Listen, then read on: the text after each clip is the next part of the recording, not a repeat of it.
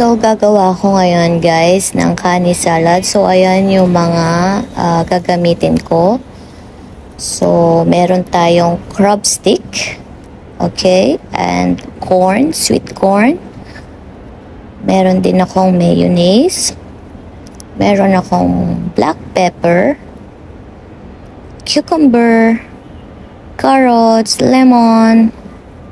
And meron tayong lettuce, sesame oil, and ayan yung mga gagamitin ko.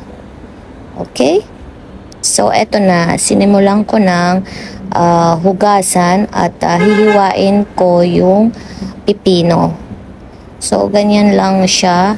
Papakita ko kung paano hiwain. So, yan. Hinahati ko sa gitna. Tapos, tatanggalin ko yung mga buto na yan. So, hindi natin isasama yan. Lilinisin natin yan. So, alam nyo ba ang mga benefits ng cucumber or ng pipino?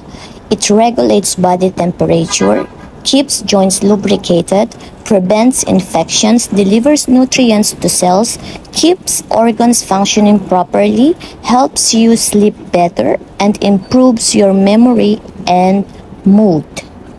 So, ayan guys, sinunod ko na yung carrots. So, ginadgad ko na lang para mabilis. So, ganyan yung itsura niya. So, guys, ayan yung benefits ng carrots. Pakibasa na lang. Thank you. So, ayan, sinunod ko yung crab stick. So, hihiwain din to ng mga maliliit. So, ayan guys, na crab stick is hindi siya frozen na. Siya yung chilled lang. So, ayoko nung frozen. Hindi siya maganda gamitin.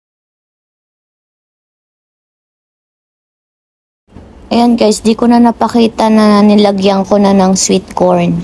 Para hindi humaba itong video at di tayo abutin ng 1 hour. So, ayan, nilagay ko na yung crab stick. I-mix lang natin yan siya.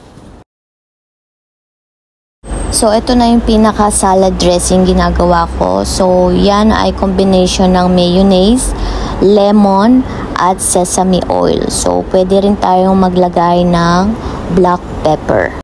Hahaluin lang natin yan. Imemekos-nekos lang natin yan. Tapos, yan na, ilalagay na natin sa mga ingredients na pinakita ko kanina. Ayan na guys, ang final look ng aking kani salad a la Melodia. So guys, yung iba nilalagyan nila ng mango at saka ng avocado ang kanilang kani salad. So it depends sa'yo kung ano ang gusto mong ihalo sa iyong kani salad. Tapos pwede mo rin siyang lagyan ng sesame seed. Bagay na bagay itong salad na to para sa mga nagpapapayat or takot na tumaba. Guys, pag sinubukan nyo tong gawin, tag me please. And of course, pag napataan to sa newsfeed mo, please don't forget to react, hit like, and share. Thank you guys!